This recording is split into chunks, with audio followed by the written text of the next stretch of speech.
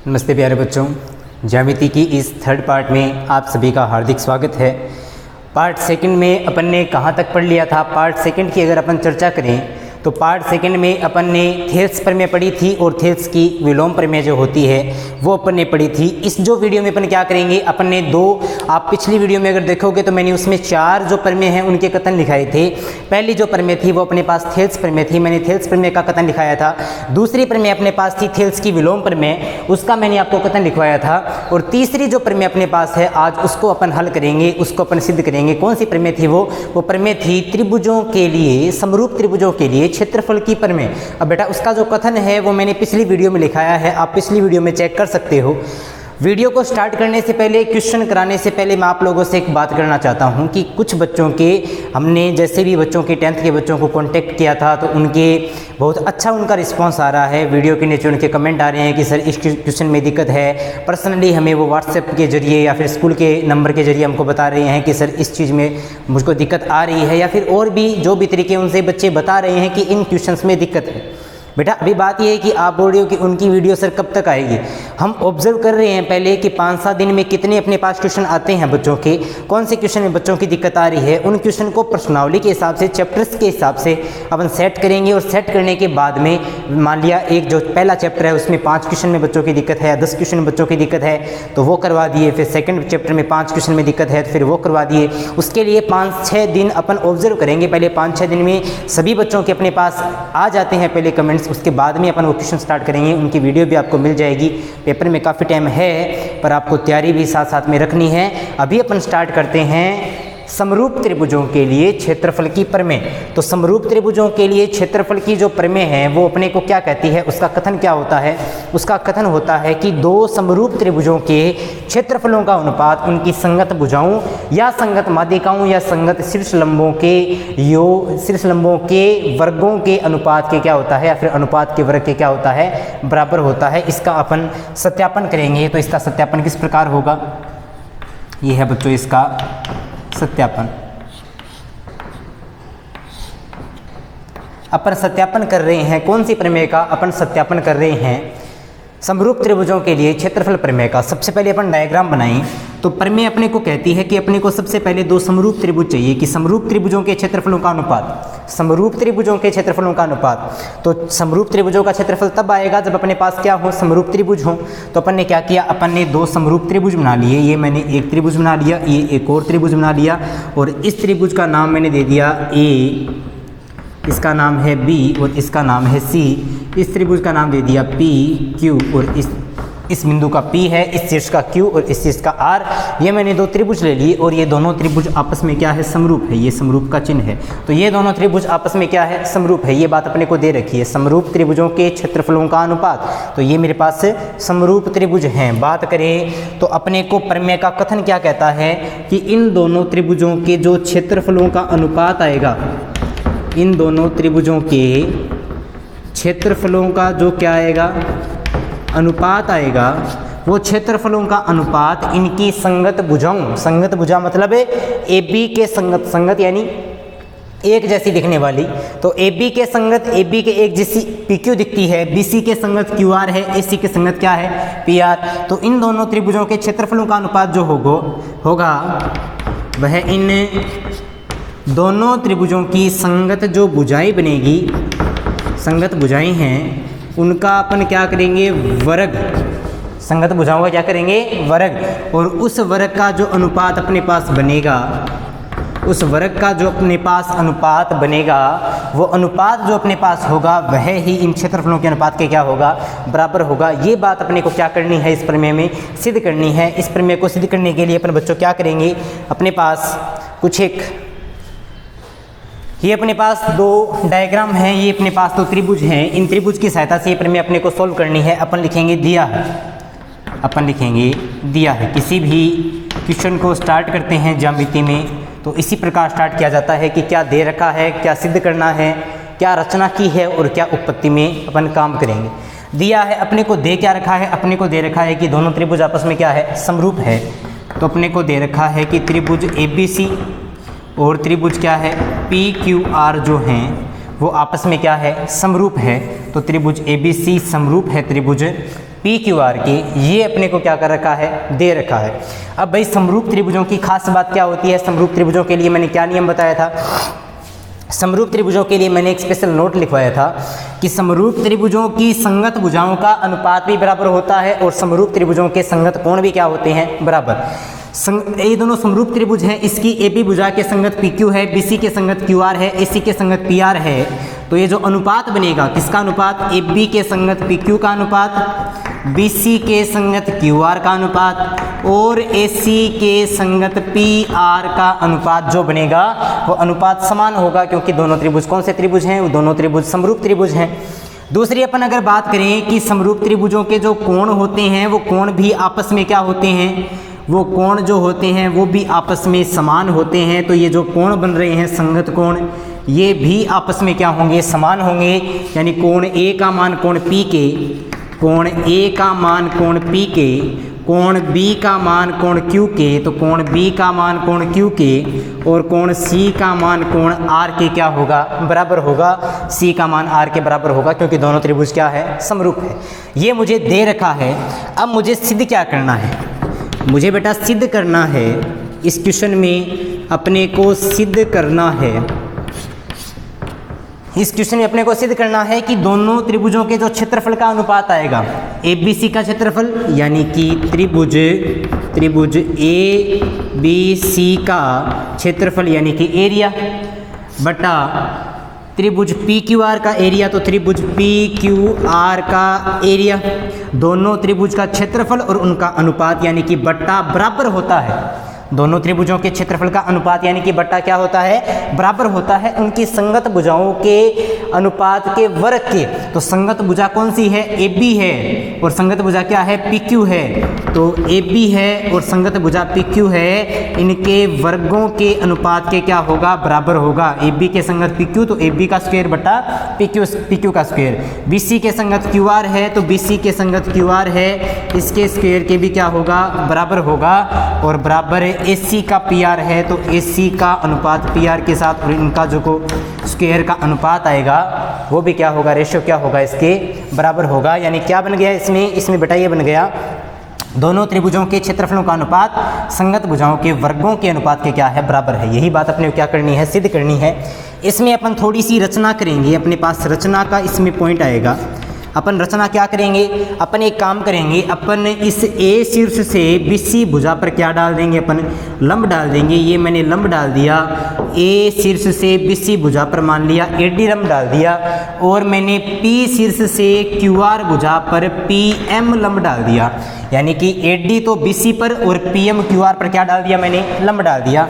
अपन लिखेंगे A D जो है वो तो बी सी पर और पी एम जो है वो क्यू आर पर क्या है, लंब डाला। ये है लंब का चिन्ह, ए डी लंबवत वी सी व पी एम लंबवत क्यू आर डाला।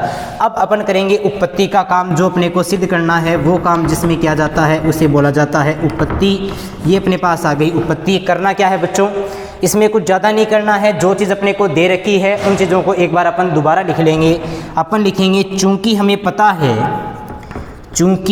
पता है त्रिभुज ए बी सी और त्रिभुज पी क्यू आर आपस में क्या है, समरूप है। अपने को दिया है ये बात, चूँकि अपने को दिया है, अपने को ये बात दे रखी है कि त्रिभुज ए बी सी क्या है, समरूप है त्रिभुज पी आर के। तो समरूप त्रिभुजों की संगत भुजाओं का अनुपात क्या होता है, बराबर। यानी ये चीज़ भी लागू होगी और आप संगत कोण भी बराबर होते हैं, यानी ये चीज़ भी क्या होगी, लागू होगी। मैं दोनों चीज़ों को एक बार लिख लेता हूँ। तो ये हो जाएगा ए बी बटा पी क्यू बराबर बी सी बटा क्यू आर बराबर ए सी बटा पी आर। ये हो गया। इसको मैंने दे दिया इक्वेशन नंबर फर्स्ट, समीकरण नंबर 1। सेकंड अपने पास है कि कोण ए का मान तो कोण पी के, कोण बी का मान कोण क्यू के और कोण सी का मान कोण आर के क्या होगा, बराबर होगा। इसको मैंने दे दिया इक्वेशन नंबर 2। समीकरण नंबर कितनी दे दी मैंने, 2 दे दी। अब बच्चों अपन क्या करेंगे, अब अपने को कुछ ज़्यादा करने की आवश्यकता नहीं है। अब अपने को इतना सा करना है कि इस छोटे वाले त्रिभुज को देखो, ये एक समकोण त्रिभुज बन रहा है, लंब डाला है, तो ये जो ए डी बी त्रिभुज बन रहा है ये समकोण त्रिभुज बन रहा है। ये जो PMQ त्रिभुज बन रहा है, ये भी कौन सा त्रिभुज बन रहा है, ये भी अपने पास समकोण त्रिभुज बन रहा है। इन दोनों त्रिभुजों को मैं एक काम करूंगा, मैं इन दोनों त्रिभुजों को समरूप कर दूंगा। और समरूपता के मैंने 3 नियम बताए थे, वैसे 4 थे, पर वो चौथा नियम तीसरे के एक ही बात थी, वो तीसरा और चौथा नियम एक ही होता है। तो अपन समरूपता के 3 नियमों में से कोई भी एक नियम लगाकर इन दोनों त्रिभुजों को क्या करेंगे, अपन समरूप करेंगे। किस प्रकार से होगा ये अपने पास होगा बच्चों कि मैंने एक त्रिभुज ADB ले लिया, एक त्रिभुज PMQ ले लिया। तो त्रिभुज ADB और त्रिभुज PMQ में, त्रिभुज ADB और त्रिभुज PMQ में, ये AD है, ADB और त्रिभुज PMQ में। देखो बच्चों, दोनों त्रिभुजों में बात करेंगे तो कोण B किसके बराबर है, कोण Q के, क्योंकि अपने को ये बात दे रखी है। देखो कोण B किसके बराबर है, कोण Q के। तो अपन इसमें लिख सकते हैं कोण B कोण Q के क्या है, बराबर है। कोण B बराबर है कोण Q के। ये जो कोण है कोण ADB और ये जो कोण है कोण PMQ, ये भी 90 और ये भी क्या है, 90। तो दोनों त्रिभुजों में ये कोण भी समान आ गया और ये जो 90 डिग्री वाला कोण है, समकोण है, ये भी समान आ गया। यानी कोण ADB का मान है वो बराबर आ गया कोण PMQ के। और ये कितना डिग्री के बराबर है, 90 डिग्री के। क्योंकि ये चीज़ कहाँ से आई है, ये चीज़ अपनी रचना से आई है। ये काम अपन ने किया है किससे, रचना से। और ये चीज़ जो अपनी आई है कोण B का मान कोण Q के बराबर, ये आया है समीकरण नंबर 2 से। तो इसके नीचे अपन लिखेंगे ये आया है अपने पास समीकरण नंबर 2 से। अब बच्चों अपने पास एक नियम होता है कि यदि 2 त्रिभुजों में 2 संगत कोण ही बराबर कर दिए जाएं, यदि 2 त्रिभुजों में 2 संगत कोण बराबर कर दिए जाएं तो एंगल नियम से दोनों त्रिभुज आपस में क्या हो जाते हैं, समरूप हो जाते हैं। तो अपन लिखेंगे तब ये जो त्रिभुज ADB है, त्रिभुज ADB है, अपन लिखेंगे अतः त्रिभुज ADB जो है ये समरूप हो गया किसके, त्रिभुज PMQ के। कौन से नियम से, ये हो गया एंगल समरूपता नियम से। कौन से नियम से, पूरा लिखना है, एंगल कोण 2 कोण बराबर किए हैं तो कोण समरूपता नियम से दोनों त्रिभुज आपस में क्या हो गए, समरूप। अब बच्चों मैंने आपको एक बात बताई थी कि समरूप त्रिभुजों की संगत भुजाओं का अनुपात क्या होता है, बराबर। मैं एक बार इन दोनों त्रिभुजों को एक बार बाहर निकालता हूं। इस त्रिभुज को अगर मैं अलग से बनाऊं तो ये कुछ इस प्रकार बनेगा बच्चों। ये त्रिभुज बनेगा इस प्रकार, यहाँ पर A है, यहाँ पर D है, यहाँ पर B है और ये कोण कितना डिग्री है, 90 डिग्री। इस त्रिभुज को यदि मैं अलग से बनाऊं तो ये त्रिभुज कुछ इस प्रकार बनेगा, यहाँ पर P है, यहाँ पर M है, यहाँ पर Q है और ये कोण कितना डिग्री है, 90 डिग्री। और मैंने क्या किया है, मैंने दोनों त्रिभुजों को कर दिया समरूप। समरूप करने के बाद इनकी जो संगत भुजाओं का अनुपात बनेगा वो क्या बनना चाहिए, समान बनना चाहिए। तो अपने को साफ साफ दिखता है कि AB के संगत जो भुजा है वो क्या है, PQ है। तो AB का अनुपात है वो किसके साथ लिया जाएगा, PQ के साथ। और अपने को दिख रहा है कि AD के संगत जो भुजा है वो क्या है, PM है। AD के संगत जो भुजा दिख रही है वो क्या दिख रही है, PM। AD के जैसी भुजा PM है तो AD का अनुपात किसके साथ लिया जाएगा, PM के साथ। और ये जो AB का अनुपात PQ के साथ, AD का अनुपात PM के साथ आया है, ये अनुपात क्या होगा, बराबर। क्योंकि दोनों त्रिभुज अपन ने क्या कर दिए, समरूप त्रिभुजों की संगत भुजाओं का अनुपात क्या होता है, बराबर।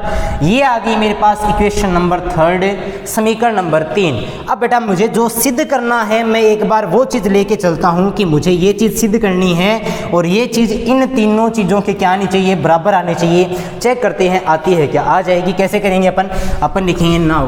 अब अपन एरिया निकालेंगे, एरिया यानी कि क्या निकालेंगे, अपन क्षेत्रफल निकालेंगे। अपने को निकालना क्या है, अपने को पहले त्रिभुज ABC का एरिया निकालना है, क्षेत्रफल निकालना है। फिर अपने को त्रिभुज PQR का एरिया निकालना है। फिर दोनों को क्या करना है, भाग देना है, अनुपात में लाना है, रेशियो बनाना है। तो क्या करेंगे अपन, सबसे पहले लिखेंगे अपन now area of triangle ABC बटा एरिया ऑफ ट्रायंगल PQR बराबर एरिया ऑफ ट्रायंगल ABC। किसी त्रिभुज के क्षेत्रफल का सूत्र होता है 1/2 इंटू बेस इंटू हाइट, 1/2 गुणा आधार गुणा ऊंचाई। और बट्टा इसका भी होगा 1/2 यानी 1/2 इंटू बेस इंटू हाइट, आधार गुणा ऊंचाई। बात करें त्रिभुज ABC की, तो त्रिभुज ABC का आधार है BC, ऊंचाई है AD। तो त्रिभुज ABC का आधार है BC, ऊंचाई क्या है AD। और त्रिभुज PQR का आधार है QR, ऊंचाई है PM। तो इसका आधार है वो है QR, ऊंचाई क्या है PM। 1/2 से 1/2 क्या हो गया, कैंसिल हो गया। BC/QR अपने पास आ गया, ये अपने पास आ गया BC/QR। बच्चों यदि अपन समीकरण नंबर 1 में जाएं तो BC/QR का जो मान है वो बराबर है किसके, AB/PQ के। समीकरण नंबर 1 में BC/QR का मान बराबर है AB/PQ के। कोई मान किसी दूसरे मान के बराबर हो तो उसका मतलब ये होता है ज़रूरत पड़ने पर अपन इसकी जगह ये लिख सकते हैं, इसकी जगह ये लिख सकते हैं और इसकी जगह ये, क्योंकि तीनों ही आपस में क्या है, बराबर। तो मैं क्या करूँगा, यहाँ पर जो BC/QR आया है, इस BC/QR की जगह मैं क्या लिख सकता हूँ, AB/PQ। तो BC/QR की जगह मैंने लिख दिया AB/PQ। गुणा है तो गुणा AD/PM है। यहाँ पर अपन देखें समीकरण नंबर 3 में, तो समीकरण नंबर 3 में अपन AD/PM की जगह क्या लिख सकते हैं, समीकरण नंबर 3 में अपन AD/PM की जगह लिख सकते हैं AB/PQ, क्योंकि दोनों मान क्या है, बराबर है। तो मैं AD/PM की जगह भी AD/PM जो ये दिख रहा है इसकी जगह भी क्या लिख सकता हूँ, AB/PQ। तो ये क्या बनेगा, AB/PQ गुणा AB/PQ। कोई भी चीज़ यदि 2 बार आ जाए तो ये बन जाएगी AB/PQ की होल स्क्वायर। यानी कि मेरे पास ये आ गया कि जब मैंने एरिया यानी कि क्षेत्रफल निकाला ABC का, फिर मैंने क्षेत्रफल निकाला PQR का और दोनों को भाग में रखा, रेशियो में रखा, तो मेरे पास अंततः क्या बनता है, मेरे पास आखिर में बनता है AB/PQ की होल स्क्वायर। मेरे पास क्या बनता है, AB/PQ की होल स्क्वायर। मैं एक काम करता हूँ, मैं समीकरण 1 का फिर से यूज करूँगा। बेटा यहाँ पर जो AB/PQ आया है, इस AB/PQ की जगह मैं फिर से क्या लिख सकता हूँ, BC/QR। और इस BC/QR की जगह मैं क्या लिख सकता हूँ, AC/PR।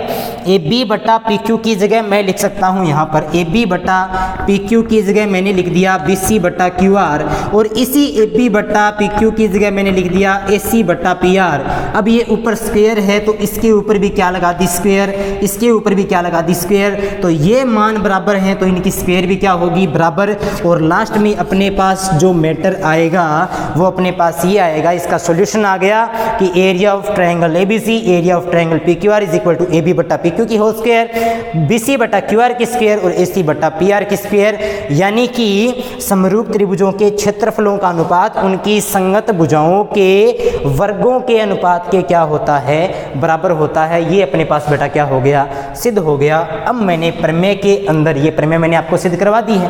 प्रमेय के अंदर मैंने आपको कुछ एक नाम और लिखाए थे, वो भी मैं आपको यहीं पे समझा देता हूँ।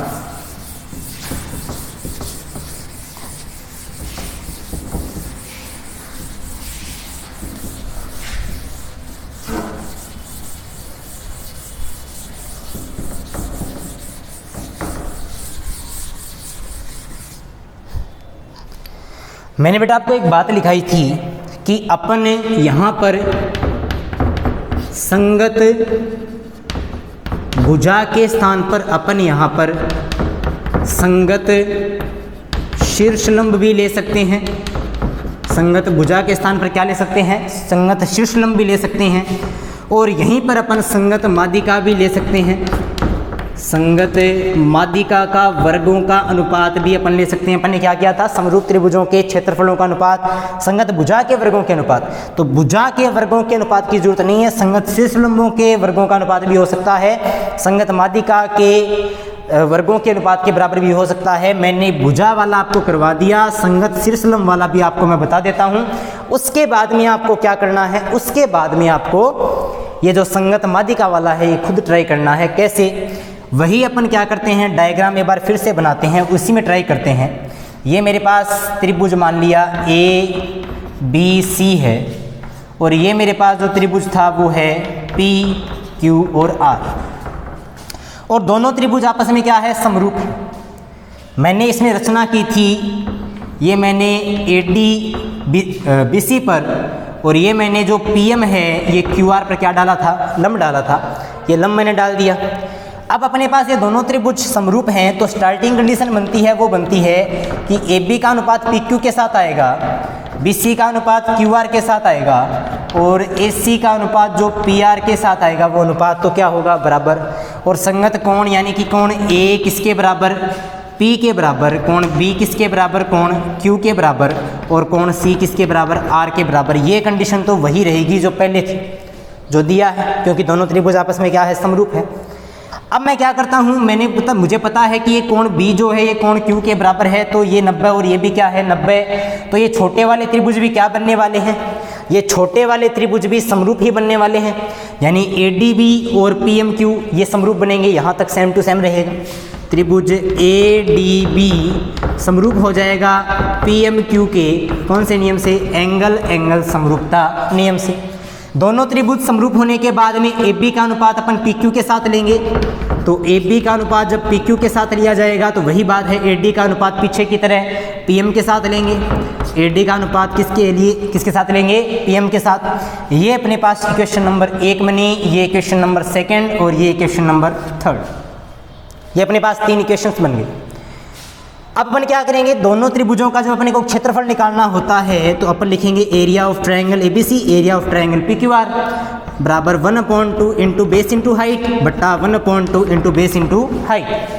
बेस क्या है, BC बेस है और ये हाइट है वो AD है, तो BC बेस है, हाइट AD है, QR बेस है, हाइट जो है वो क्या है, PM है। 1/2 से 1/2 क्या हो गया, कैंसिल। अब अपन यहाँ पर BC बटा QR की जगह क्या लिख सकते हैं, अपन यहाँ पर BC बटा QR की जगह लिख सकते हैं AB बटा PQ। तो BC बटा QR की जगह मैंने लिख दिया AB बटा PQ, गुणा है तो गुणा AD बटा PM जो है वो मैं रखूँगा सेम टू सेम, बस इतना ही चेंज है। पिछली बार इसको भी चेंज किया था मैंने, AB बटा PQ लिखा था, इस बार BC बटा QR की जगह मैंने AB बटा PQ लिख दिया, पर AD बटा PM है वो क्या रखा है, सेम टू सेम। अब मैं क्या करूँगा, मैं इस AB बटा PQ की जगह क्या लिख सकता हूँ, AD बटा PM। तो मैंने एक काम किया, यहाँ पर मैंने AB बटा PQ की जगह AD बटा PM लिख दिया। AD बटा PM ये बन गया AD बटा PM की होल स्क्वायर। अब बच्चों अपने को पता है AD PM है क्या, AD है वो शीर्ष से डाला गया लंब है, PM भी शीर्ष से डाला गया लंब है, तो शीर्ष से आधार पर डाला गया लंब क्या कहलाता है, शीर्ष लंब। AD भी शीर्ष लंब, PM भी क्या है, शीर्ष लंब। यानी कि त्रिभुज के समरूप त्रिभुजों के क्षेत्रफलों का जो अनुपात बनेगा वो संगत शीर्ष लंबों, ये दोनों शीर्ष लंब हैं, संगत शीर्ष लंबों के वर्गों के अनुपात के क्या होगा, बराबर होगा। तो संगत भुजा वाला भी सिद्ध हो गया, संगत शीर्ष लंब वाला भी सिद्ध हो गया। थोड़ा सा चेंज था इसमें, पिछले वाले में, इसमें बस यहाँ पर थोड़ा सा चेंज है, बाकी सेम ही है। और माध्यिका वाला भी इसी प्रकार होगा। माध्यिका क्या करती है, किसी एक सिर से खींची गई माध्यिका त्रिभुज की जो सम्मुख भुजा है उसको क्या करती है, समद्विभाजित करती है, ये माध्यिका का कार्य होता है। तो इसी प्रकार से अपन माध्यिका वाला कर लेंगे। अब अपने पास जो प्रमेय थी, चौथी प्रमेय, वो अपने पास है बोधायन प्रमेय, पाइथागोरस प्रमेय। उसको यदि अपन सोल्व करें, उसका सॉल्यूशन यानी उसका यदि सत्यापन करें तो किस प्रकार बनेगा। सबसे पहले तो अपने को पता होना चाहिए कि समकोण त्रिभुज है क्या। तो वो चीज़ मैंने आपको जब मैंने जब मैंने हाइट एंड डिस्टेंस यानी 8वां चैप्टर मैंने करवाया था, स्टार्टिंग वीडियो में, पहली वीडियो में करवाया था, वहीं पे आपको समकोण त्रिभुज का सारा कंसेप्ट क्लियर करवा दिया था। अभी अपन बात करें तो नॉर्मल अपने को इतना ही पता होना चाहिए कि यदि मेरे पास कोई समकोण त्रिभुज है,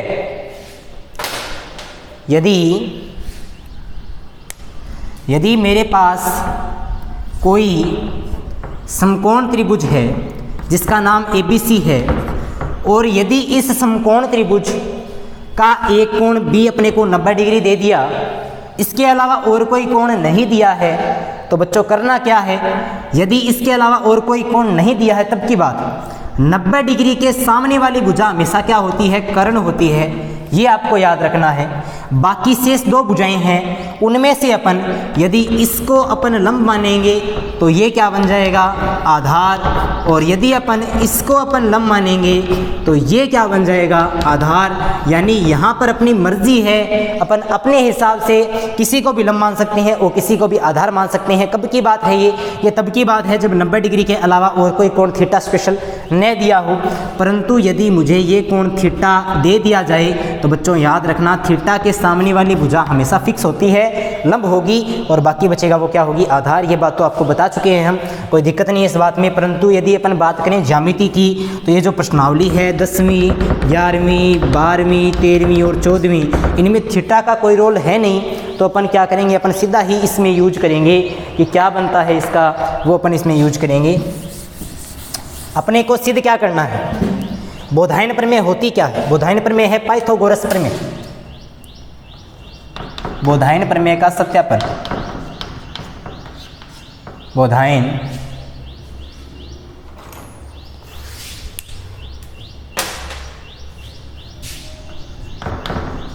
प्रमेय का सत्यापन। और इस बोधायन प्रमेय को अपन एक सुपरिचित नाम से जानते हैं, कौन सी प्रमेय, पाइथागोरस प्रमेय।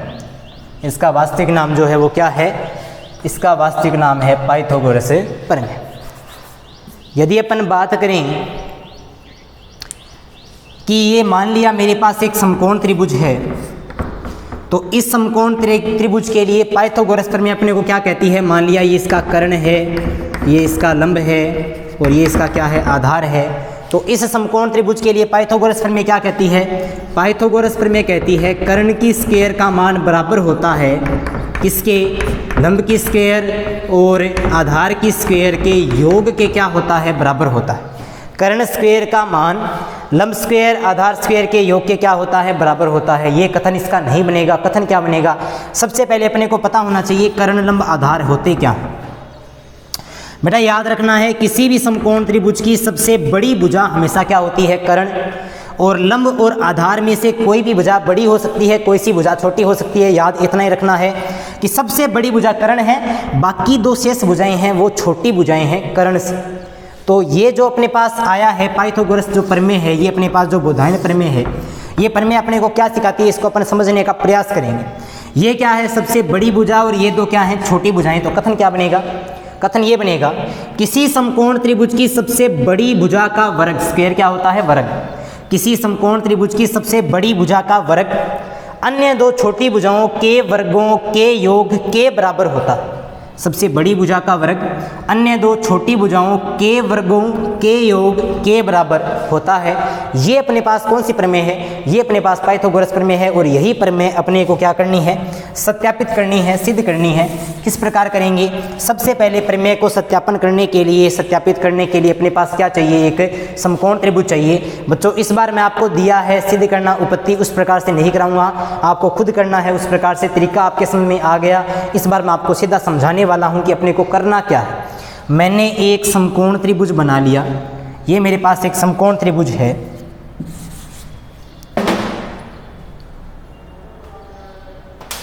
मेरे पास एक समकोण त्रिभुज है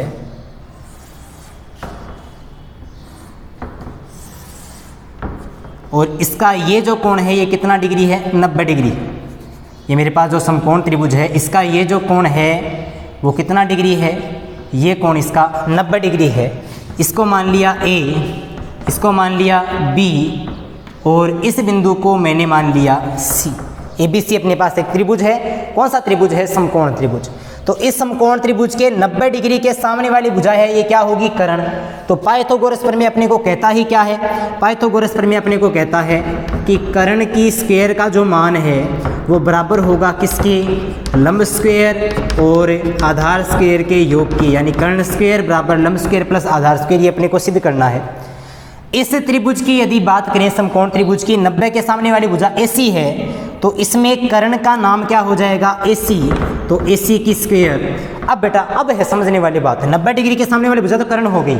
इन दोनों भुजाओं में से मैं किसी भुजा को लंब मान सकता हूँ, किसी भुजा को आधार। यदि आप ध्यान से देखें तो ये भुजा लंबाई में थोड़ी सी बड़ी है और ये भुजा लंबाई में थोड़ी सी छोटी है। मैं एक काम करूंगा, इस त्रिभुज में जितने भी समकोण त्रिभुज बनेंगे, और भी इस त्रिभुज में समकोण त्रिभुज बनने वाले हैं, इस त्रिभुज में और जितने भी समकोण त्रिभुज बनेंगे, 90 के सामने वाली भुजा तो फिक्स है, कर्ण ही होगी।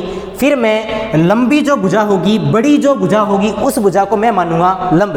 क्या करूंगा, मैं जो बड़ी भुजा होगी उस बड़ी भुजा को क्या मानूंगा, लंब।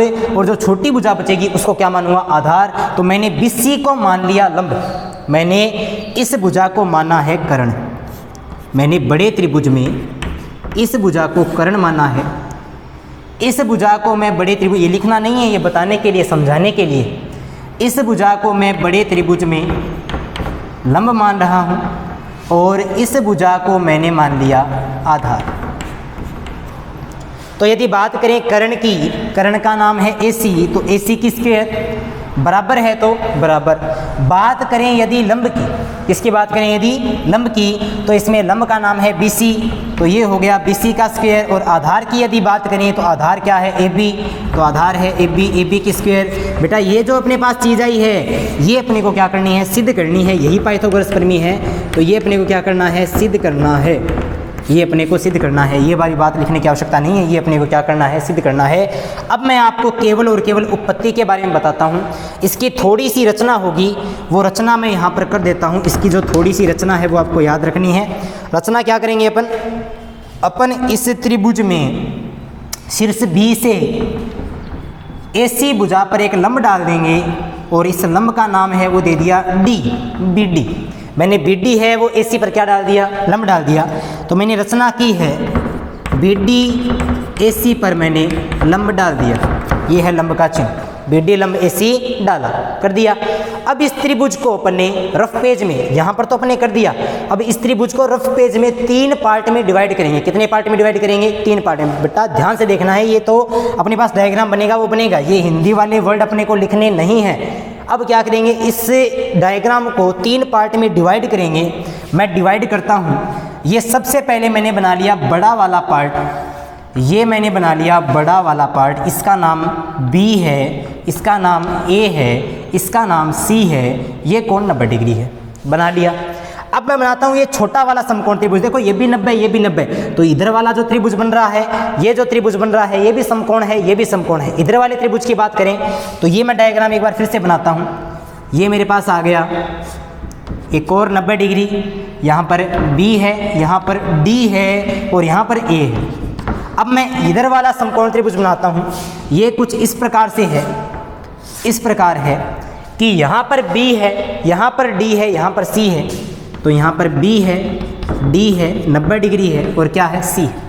अब बच्चों मैं क्या करूँगा, अब यहाँ पर मैं पहचानूंगा कौन सी भुजा लंब है, कौन सी भुजा आधार, उसके आधार पर अपन चर्चा करेंगे।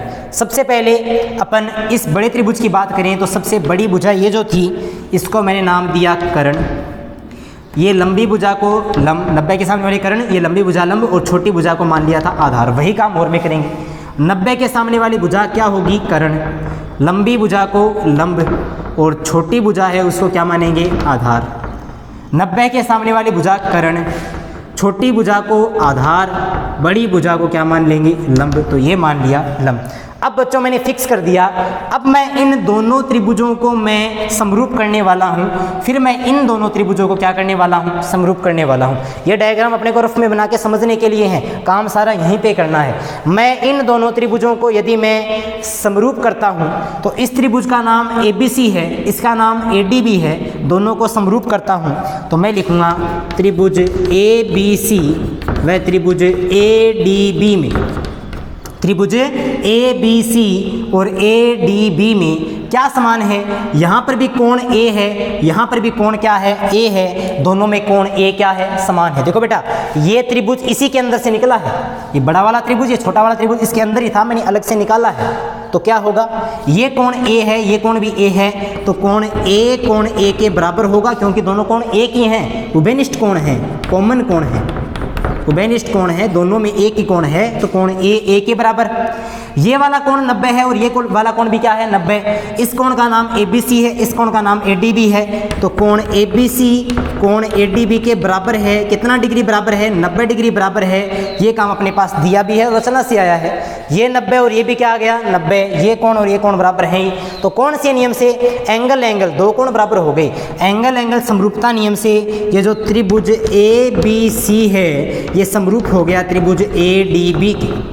कौन सा त्रिभुज, त्रिभुज ABC ADB के क्या हो गया, समरूप हो गया, त्रिभुज ADB के समरूप हो गया। कौन से नियम से, एंगल समरूपता नियम से ये त्रिभुज आपस में क्या हो गए, समरूप। अब बेटा समरूप त्रिभुजों की संगत भुजाओं का अनुपात क्या होता है, बराबर। करना क्या है अपने को इन तीनों भुजाओं में से, लंब कर्ण आधार में से कोई दो भुजाओं का अनुपात लेना है, एक भुजा का अनुपात छोड़ना है। अब अपने को पता कैसे चलेगा कि कौन सी भुजा का अनुपात लेना है, कौन सी का अनुपात छोड़ना है, देखो मैं बताता हूँ। आधार बाहर की भुजा है, लंब बाहर की भुजा है, कर्ण बाहर की भुजा है, इससे तो पता नहीं चल रहा। सभी बाहर की भुजाएं हैं और बाहर की भुजाएं लेनी है, जो भुजा बाहर नहीं है अंदर आई है वो नहीं लेनी है, ये बात समझ के चलना है। तीनों में बाहर की भुजा है, पता ही नहीं चल रहा कौन सी लें कौन सी छोड़ें। पर जब अपन छोटे त्रिभुज की बात करें तो इसमें क्या बन रहा है, ये कर्ण जो है ये बाहर की भुजा है।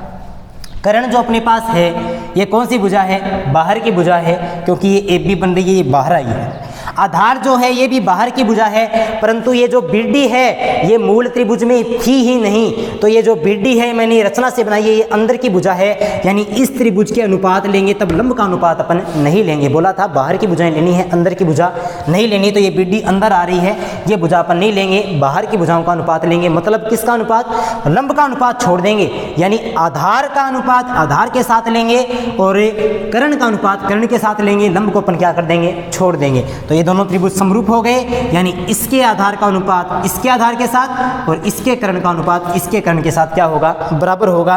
किस प्रकार बनेगा ये, आधार का आधार के साथ, इसका आधार क्या है ए बी, इसका आधार क्या है ए डी, तो ए बी का अनुपात बनेगा ए डी के साथ बराबर, इसका कर्ण क्या है, बड़ी वाली त्रिभुज का कर्ण ए सी, छोटे वाले का ए बी, तो ए सी का अनुपात किसके साथ, ए बी के साथ, आधार का आधार के साथ ले लिया, कर्ण का कर्ण के साथ। इसका यदि मैं वज्र गुणा करूं, इंप्लाइज यानी कि आगे हल कर रहा हूं, इसका यदि मैं वज्र गुणा करूं तो ए बी गुणा ए बी की क्या बन जाएगी, स्क्वायर बराबर ए सी गुणा ए डी, तो ये बन जाएगा ए सी गुणा ए डी, और ये आ जाएगी समीकरण नंबर 1। कितनी आ जाएगी, समीकरण नंबर 1। इसी प्रकार ये दोनों त्रिभुज आपस में क्या हो जाएंगे, समरूप। क्यों, क्योंकि ये कोण भी सी है, ये कोण भी क्या है, सी, एक तो कोण उभयनिष्ठ आ गया, क्योंकि ये त्रिभुज इसके अंदर से ही आया है, ये त्रिभुज इसके अंदर से निकाला है, तो ये कोण भी सी, ये कोण भी सी, कोण क्या हो गया, उभयनिष्ठ। ये वाला कोण भी 90 और ये वाला कोण भी 90, तो एंगल नियम से दोनों त्रिभुज क्या हो गए, समरूप, और समरूप त्रिभुजों की संगत भुजाओं का अनुपात क्या होता है, बराबर। इस त्रिभुज का नाम है ABC और इस त्रिभुज का नाम है BDC, दोनों आपस में क्या हो गए, ये भी समरूप हो गए, यानी कि त्रिभुज ABC समरूप हो गया त्रिभुज BDC। कौन से नियम से, एंगल समरूपता नियम से ये दोनों त्रिभुज भी समरूप हो गए। करना क्या है, भुजाओं का अनुपात लेना है, कौन सी भुजा को छोड़ना है, जो बाहर नहीं आई है अंदर आई है। बात करें लंब की तो ये भुजा बाहरी है, बात करें कर्ण की तो ये भुजा भी बाहरी है, परंतु बात करें आधार की तो ये बीडी है, ये बाद में बनाई गई है, अंदर है, बाहर की भुजा नहीं है, इसलिए इस आधार को छोड़ देंगे, लंब का अनुपात लंब के साथ ले लेंगे और कर्ण का अनुपात कर्ण के साथ। इसके लंब की बात करें तो इसका लंब BC है और इसका लंब क्या है, CD है, तो BC का अनुपात जो आएगा वो किसके साथ आएगा, CD के साथ बराबर होगा। इसका यदि बात करें, इसका जो कर्ण है वो AC है, इसका कर्ण क्या है, BC है, तो कर्ण AC का अनुपात किसके साथ, BC के साथ बराबर होगा। यदि वज्र गुणा अपने किया जाए तो BC गुणा BC, BC की स्क्वायर, AC गुणा CD, तो AC गुणा CD। इक्वेशन नंबर कितनी आ गई, 2। यदि मैं समीकरण 1 और समीकरण 2 को जोड़ता हूँ, प्लस का मतलब क्या करता हूँ, जोड़ता हूँ, तो LHS में LHS जुड़ेगा, RHS में RHS, AB स्क्वायर में क्या जुड़ेगा, BC स्क्वायर, तो AB स्क्वायर में जुड़ जाएगा BC स्क्वायर बराबर, यहाँ पर है ACCD, यहाँ पर है ACCD, एक सेकेंड, यहाँ पर है ACAD और यहाँ पर है ACCD, तो ACAD के साथ ACCD जुड़ जाएगा, यहाँ पर AC कॉमन आ जाएगा, यहाँ पर बचेगा AD, प्लस है तो प्लस, यहाँ पर बचेगा CD, AC है तो AC, गुणा है तो गुणा, CD और AD को जोड़ा जाए, AD और CD को जोड़ा जाए क्या बनता है, AC, और AC गुणा AC क्या बनता है, AC की स्क्वायर, यानी AB प्लस BC की स्क्वायर बराबर आ गया AC की स्क्वायर, AB प्लस BC की स्क्वायर बराबर आ गया AC की स्क्वायर। और यही बात अपने को क्या करनी थी, सिद्ध करनी थी। यही कौन सी प्रमेय है, बोधायन प्रमेय है। यानी इस प्रकार बच्चों अपने पास सिद्ध हो गया कि किसी समकोण त्रिभुज की सबसे बड़ी भुजा का वर्ग अन्य दो छोटी भुजाओं के वर्गों के योग के क्या होता है, बराबर होता है। उम्मीद है कि आप सभी को ये वीडियो, ये जो लेक्चर है, इसमें दो जो प्रमेय करवाई हैं, थ्योरम्स करवाई हैं, ये समझ में आई होगी। नेक्स्ट वीडियो में अपन जितनी भी थ्योरम्स बाकी हैं वो सभी थ्योरम्स करते हुए और साथ में अपन एग्जाम्पल स्टार्ट करेंगे। बच्चों आप जो एग्जाम्पल जो क्वेश्चन भेज रहे हो वो आपके व्यर्थ नहीं जाने वाले हैं। 2-4 दिन में अपन ऑब्जर्व कर लेते हैं, सारा सिस्टम देख लेते हैं कि किस बच्चे के कौन से क्वेश्चन में दिक्कत है, उनका स्पेशल एक फाइल बना के पता करेंगे कि कौन से क्वेश्चन करवाने आवश्यक हैं। उन क्वेश्चन के नोट्स आपको, उन क्वेश्चन की वीडियोज़ आपको यूट्यूब पर मिल जाएंगे। धन्यवाद।